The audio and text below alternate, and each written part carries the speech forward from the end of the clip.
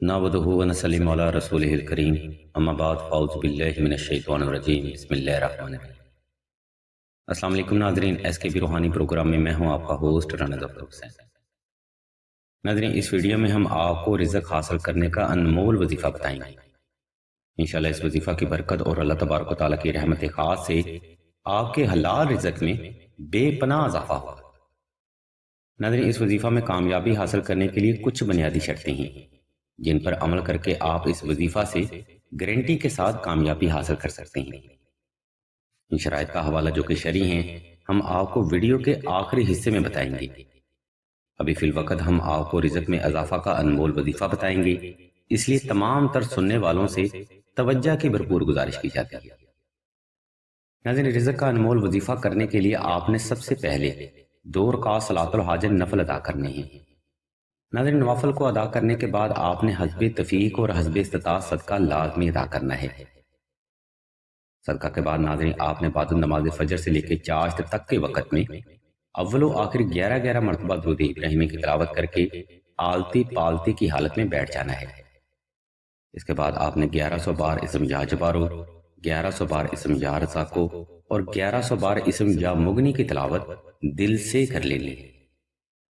اگر آپ توجہ کے ساتھ یہ 5 منٹ کا عمل کرتے ہیں تو یقین مانیے صدقہ محمد والے محمد آپ کو بھی لازمی فیض حاصل ہوگا۔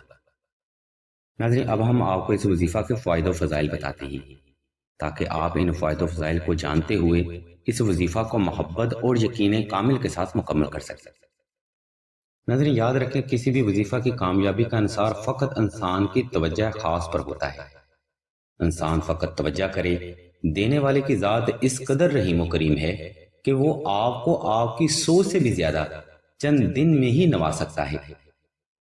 جب آپ اسم اللہ کو اپنے گمان میں شامل کر لیتے ہیں اس وقت در حقیقت آپ اللہ کی بارگاہ میں حاضر کر لیے جاتے ہیں، اور اس حاضری کے دوران جب آپ اللہ کی ذات مبارکہ کو دل سے یا جبارو یا رزاقو یا مغنی کہہ کر پکارتے ہیں تو پھر اللہ کی ذات کریمی بھی آپ کو انہی ناموں کے صدقہ ہر معاملے میں عبور دیتے ہیں، رزق میں برکت دیتے ہیں، بے پرواہ کر دیتے ہیں اور غنی کر دیتے ہیں۔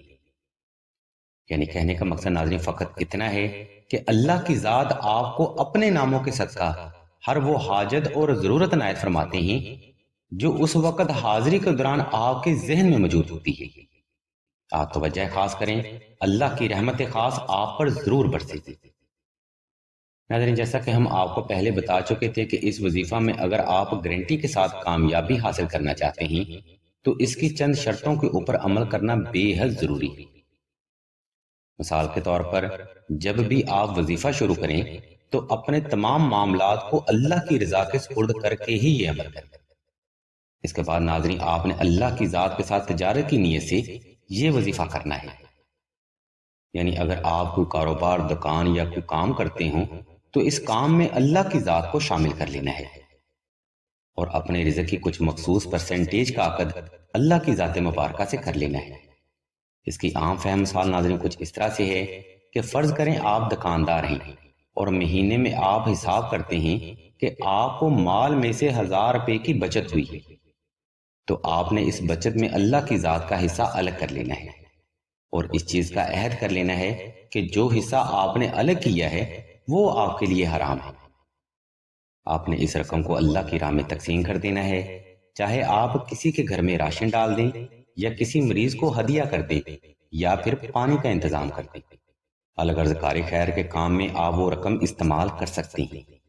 اس عمل کو ناظرین اللہ کی ذات کے ساتھ تجارت کہتے ہیں۔ یاد رکھیے ناظرین، اگر آپ اللہ کی ذات کے ساتھ تجارت کرتے ہیں تو سوال ہی پیدا نہیں ہوتا کہ اللہ اپنے کاموں میں نقصان کریں گے۔ اللہ کی ذات بہتر جانتی ہے کہ گاہک کون ہے، مال کون خریدے گا اور منافع کہاں سے آئے گا۔ آپ اس ترتیب پر عمل کریں، انشاءاللہ صدقہ محمد والے محمد آپ کو ضرور فیض حاصل ہوگا۔ ناظرین، امید کرتے ہیں کہ حصول علم اور حصول حاجت کے لیے آج کا روحانی پروگرام آپ کو ضرور پسند آیا ہوگا۔ اگر آپ کو مزید ایسے روحانی اور علمی پروگرام درکار ہوں تو ہمارے اس چینل کو سبسکرائب کر کے گھنٹی کے آئیکن کو پریس کر دیں اور آل کے آپشن کو بھی لازمی دبا دیں تاکہ کوئی بھی روحانی اور علمی پروگرام آپ سے حصول حاجت کے لیے مس نہ ہو سکے۔ اللہ تبارک و تعالیٰ کی حضور دعا ہے کہ تمام مسلمانوں کو اپنے حفظ و ایمان میں رکھیں اور تمام مسلمانوں کی تمام نیک اور جائز حاجات کو صدقہ محمد و آل محمد کی نسبت سے جلد پورا فرمائے۔ آمین ثم آمین یا رب العالمین۔